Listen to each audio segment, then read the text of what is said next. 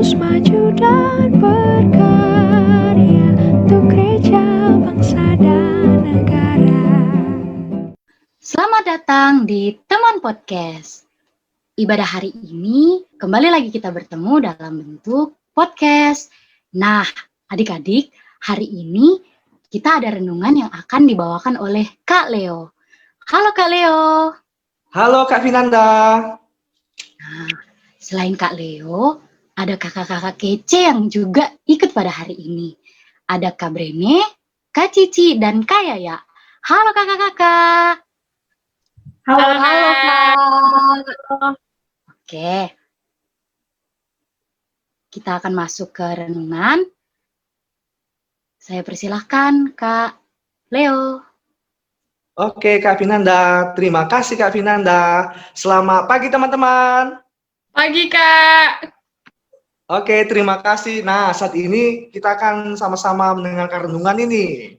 Kita persiapkan segalanya, kita persiapkan hati kita, dan kita persiapkan Alkitab kita. Bacaan kita hari ini terambil dari Yesaya 50 ayat 4 sampai dengan 6. Yesaya 50 ayat 4 sampai dengan 6. Biarlah Alkitab kita terbuka, mari kita minta hikmat dan Roh Kudus dari Tuhan. Kita berdoa. Kami bersyukur dan terima kasih kepadamu ya Tuhan atas cinta kasih-Mu yang begitu luar biasa dalam hidup kami. Kami ada hingga pada hari ini. Itu semua karena anugerah dan kebaikan-Mu. Saat ini kami akan mau mendengar firman-Mu ya Tuhan. Tuntunlah kami dengan hikmat dan kebijaksanaan-Mu, sehingga kami dapat mengerti bahkan menghidupi firman sebagaimana Engkau kehendaki. Di dalam nama Yesus kami berdoa dan mengucap syukur. Amin. Adik-adik dan teman-teman yang terkasih, bacaan kita dari Yesaya 50 ayat 4 sampai dengan 6. Biar kakak saja yang baca, adik-adik mengikuti saja dalam hatinya. Yesaya 50 ayat 4 sampai 6, judul perikop ketaatan hamba Tuhan. Tuhan Allah telah memberikan kepadaku lidah seorang murid supaya dengan perkataan aku dapat memberi semangat baru kepada orang yang letih lesu. Setiap pagi ia mempertajam pendengaranku untuk mendengar seperti seorang murid. Tuhan Allah telah membuka telingaku dan aku tidak memberontak, tidak berpaling ke belakang. Aku memberi punggungku kepada orang-orang yang memukul aku dan pipiku kepada orang-orang dan mencabut janggutku. Aku tidak menyembunyikan mukaku ketika aku dinodai dan diludahi.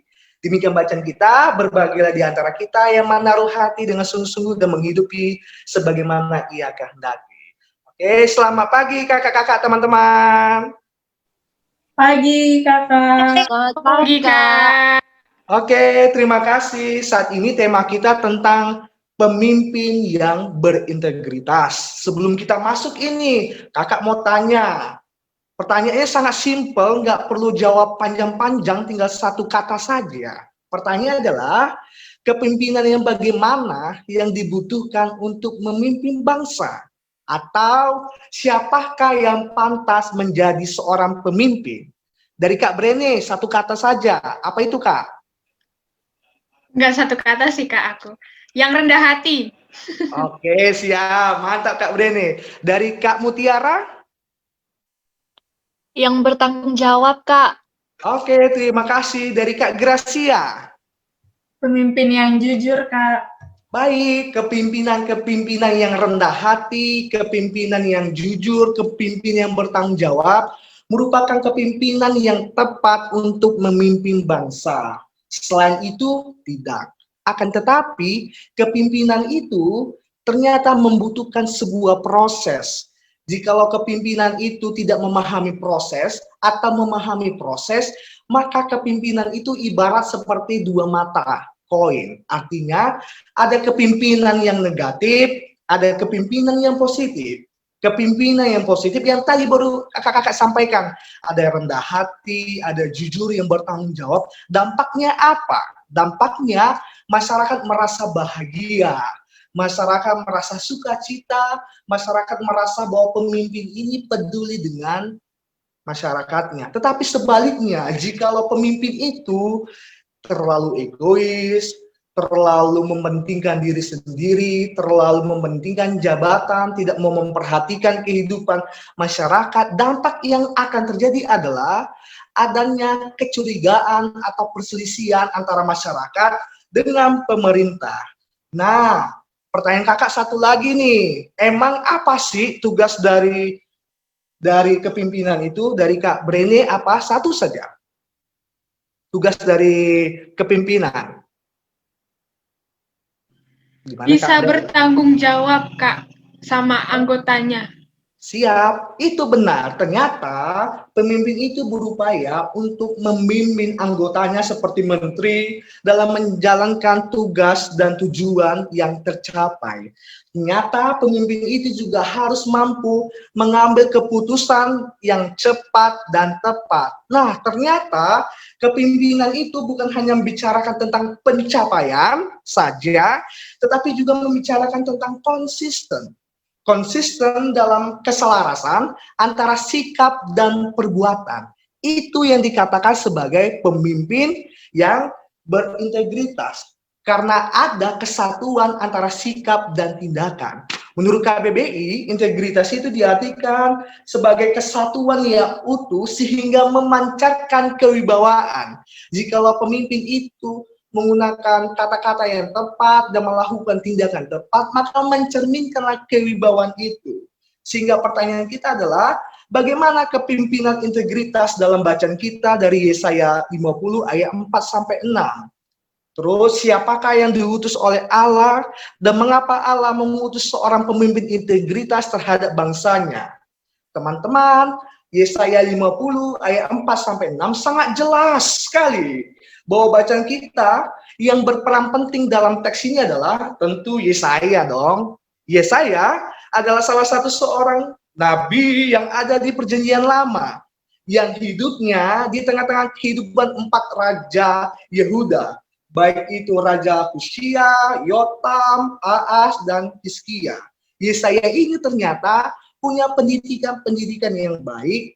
Dia mempunyai bakat sehingga kebakatan itu dipergunakan oleh Allah untuk mempercayakan kehidupan bangsa Israel menjadi baik.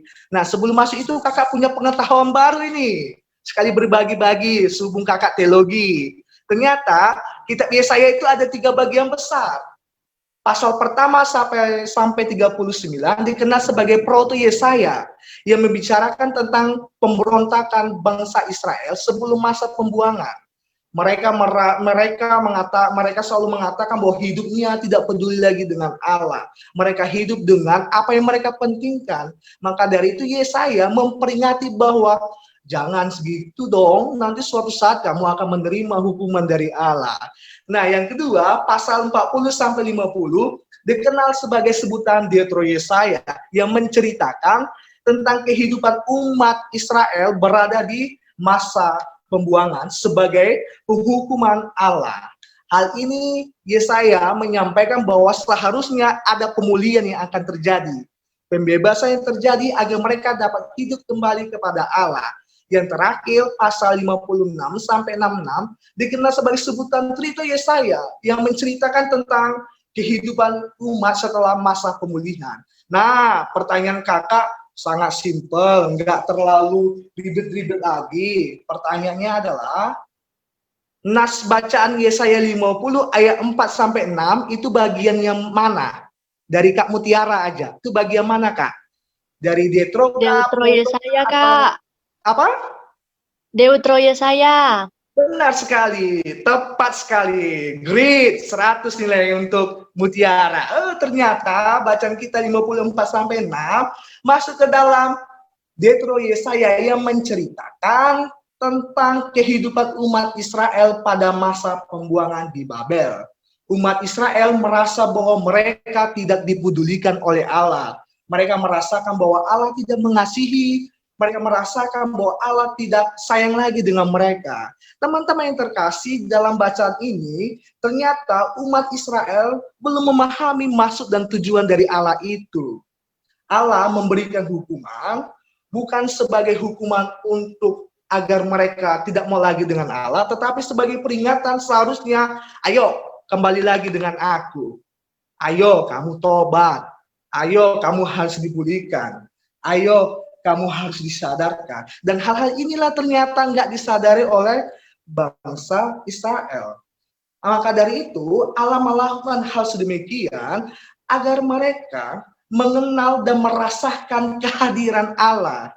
Namun apa yang terjadi? Ternyata sikap yang tidak taat, sikap yang tidak tulus, sikap yang tidak sesuai dengan jalan kehendak Allah, sehingga mereka menjadi hamba-hamba yang tidak setia.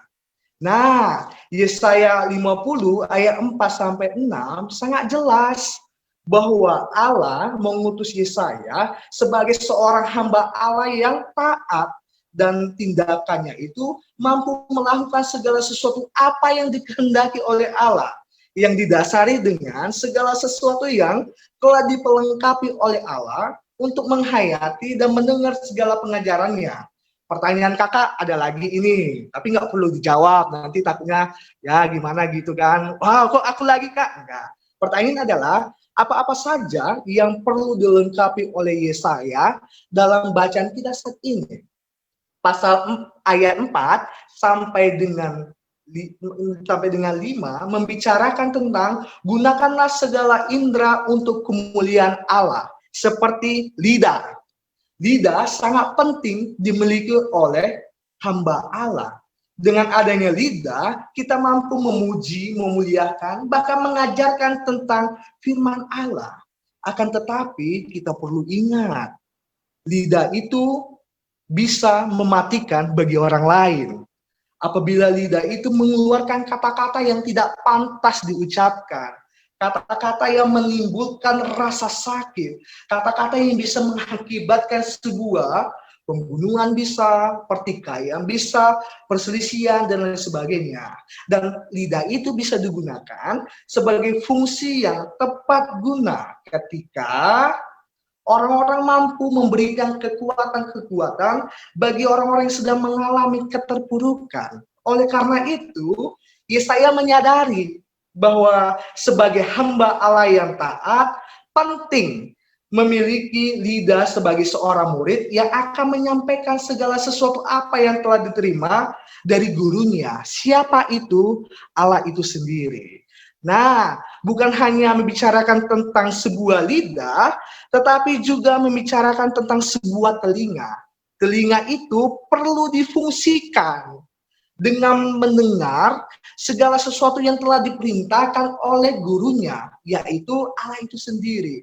Ketika Allah mengatakan, ayo bebaskan bangsa Israel dari keterpurukan, ayo kita bebaskan. Contoh, ayo Kak Brene kita kerjasama, ayo Kak Brene kita kerjasama, ayo Kak Mutiara kita tuntaskan pelayan-pelayanan, ayo kita tuntaskan. Begitu dengan Yesaya.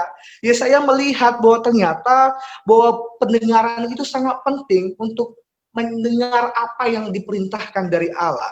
Yang kedua adalah di ayat yang terakhir, kakak mengambil kesimpulan sebagai seorang hamba perlu merespon dengan ketaatan dan rendah hati. Yesaya betul-betul paham dan mengerti bahwa menjalankan segala sesuatu yang telah diperintahkan oleh Allah kepada Yesaya untuk menyampaikan berita pembebasan bagi umat Israel. Ia menyadari bahwa ia akan siap menerima segala konsekuensinya, seperti hinaan, cacian, makian, penolakan, baik terhadap dirinya maupun terhadap orang lain. Sama seperti kita yang hidup sebagai murid Kristus, yang siap menerima hinaan orang lain, yang siap menerima cacian makian orang lain, karena mengikut Kristus itu tidak mudah apa yang kita pikirkan. Teman-teman yang terkasih, indera digunakan untuk kemuliaan Allah, dan ketaatan serta rendah hati digunakan sebagai respon apapun sebagai pijakan kita untuk menjadi pemimpin yang berintegritas, yang konsisten dengan sikap dan perbuatan yang mencerminkan dengan kehidupan sehari-hari. Sebab banyak nih pemimpin-pemimpin yang pandai berkata-kata tetapi tidak mencerminkan kebaikan. Banyak pemimpin yang berbicara pada batas bibir saja tetapi hatinya penuh dengan keangkuhan. Hatinya penuh dengan kesombongan, hatinya penuh dengan iri hati, dendam, bahkan mementingkan diri sendiri bukan kepentingan kehidupan bersama. Ini yang dimaksud oleh bacaan kita, bahwa pemimpin integritas mampu memberikan pembaruan, perubahan dalam kehidupan bersama. Nah, bagaimana ini aplikasi dalam kehidupan adik-adik? Apa ini yang pernah dilakukan dalam selama menjalani kehidupan? Adik-adik tentu pernah menjadi ketua kelas, tentu pernah menjadi ketua kelompok. Nah, ada baiknya itu digunakan untuk memberikan semangat, bukan menyakiti hati orang lain. Contohnya, kamu nih gimana sih nggak pernah ngerjakan tugas? Berhentilah kau dari kelompok ini. Nah, jangan begitu. Ada baiknya, ayo kita kerjakan sama-sama, ayo kita kerjakan dengan baik, sehingga nilai kita jadi baik. Yang kedua, di dalam ibadah. Nah, selama peribadahan itu, pernah nggak adik-adik, teman-teman memberikan dukungan seperti ini? Ayo ibadah yuk sama-sama, daripada di rumah terus, daripada daring terus, daripada nggak ada melakukan sesuatu, ayo kita ibadah bersama-sama, dengan firman sama-sama, serta hidupi respon firman dengan bagaimana kehendaknya. Nah, itu ternyata dasar-dasar sebagai seorang pemimpin. Jikalau kita menggunakan lidah dan pendengaran dengan baik, maka kita mencerminkan tentang kepemimpinan yang berintegritas. Integritas membutuhkan sebuah konsisten dengan kata dan tindakan. Walaupun berat, tetapi ketika ketulusan, ketaatan, dan rendah hati sebagai pijakan yang benar, kita mampu mengajarkan semuanya itu. Pesan kakak adalah, kepemimpinan berintegritas ternyata tidak membicarakan tentang sebuah material. Tidak hanya membicarakan tentang sebuah jabatan, tetapi membicarakan tentang sikap dan tindakan yang konsisten, sehingga kita mampu memberikan perubahan yang tidak hanya terhadap dirinya saja, tetapi juga terhadap kehidupan bersama-sama. Jadilah pemimpin yang berintegritas, karena itu sangat baik dalam kehidupan kita. Amin. Silakan Kak Finanda. Terima kasih atas renungannya, Kak Leo. Luar biasa sekali. Kita diajarkan untuk menjadi pemimpin yang berintegritas. Nah, teman-teman, sebelum kita mengakhiri ibadah, saya akan membacakan Warta Teruna hari ini. Yang pertama adalah ucapan terima kasih kepada kakak yang telah bertugas, yaitu Kak Leo sebagai pelayan firman. Terima kasih Kak Leo, kiranya Tuhan memberkati dan menuntun setiap pelayanan selanjutnya. Terima kasih banyak juga kepada kakak-kakak yang telah terlibat dalam renungan pada hari ini. Ada Kak Eci, Kak Brene, Kak Cici, dan Kak Yaya. Terima kasih banyak Kak, Tuhan Yesus memberkati. Dan jangan lupa, ibadah kita minggu depan akan dibungkus juga dalam bentuk podcast yang akan dipimpin oleh Kamora. Nah, yang terakhir, akan dijalankan kado teman seperti biasanya setiap malam, dan akan ada pokok-pokok doa yang harus didoakan. Kiranya kita akan terus senantiasa saling mendoakan. Sebelum menutup renungan kita pada hari ini, saya kembalikan kepada Kak Leo. Oke, terima kasih Kak Finanda. Sebelum kita menutup doa, ada satu pernyataan lagi kakak tekankan, yaitu kepemimpinan berintegritas bukan membicarakan tentang material, tetapi kepemimpinan berintegritas membicarakan tentang sebuah konsisten antara sikap dan tindakan yang mewujudkan sebuah perubahan kehidupan bersama. Amin. Untuk itu mari kita persiapkan hati kita. Kita berdoa. Tuhan, terima kasih untuk waktu yang Kau sediakan dalam hidup kami. Terima kasih untuk sapaan renungan yang menyadarkan kami untuk memahami keberadaan kami, memahami keberfungsian hidup kami, sehingga kami mampu menjalankan kehidupan sebagaimana Engkau kehendaki. Tuntunlah setiap proses kami ya Tuhan dengan hikmat dan kebijaksanaan-Mu, sehingga kami mampu melakukan sebagaimana benar dan seharusnya. Segala aktivitas kami, baik itu belajar maupun membantu orang tua, kami serahkan hanya ke dalam tangan pengasihan-Mu. Di dalam nama Yesus kami berdoa dan mengucap syukur. Amin. Oke, terima kasih teman-teman. Terima kasih kakak-kakak. Silakan Kak Finanda. Terima kasih Kak Leo. Demikianlah renungan kita pada hari ini. Sampai berjumpa di teman podcast selanjutnya. Salam sehat dan selamat hari Minggu. Bye-bye. Dadah Kak semua. Dadah, terima kasih. Minggu. See you. Selamat adik-adik. Selamat hari Minggu. Salam Selamat hari sehat. Minggu.